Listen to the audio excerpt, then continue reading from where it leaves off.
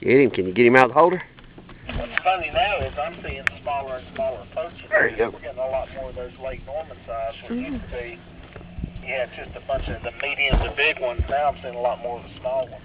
Keep your rod tip up, darling. This is our big fish of the day. Right here. It is. This is the big one of the day, Jim. Keep your rod tip up. There you go.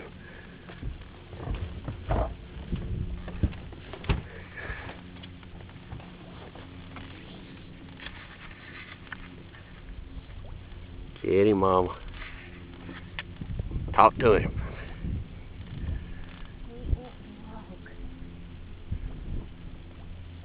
That's a monster.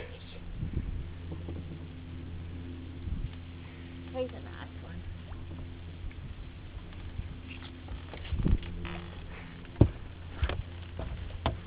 one. Once I get him walking, I'll turn it all I can.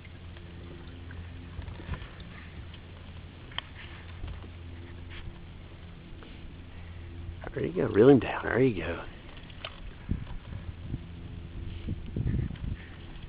He hit like a good one. I believe he's a lot bigger than what we've got today. I think so too.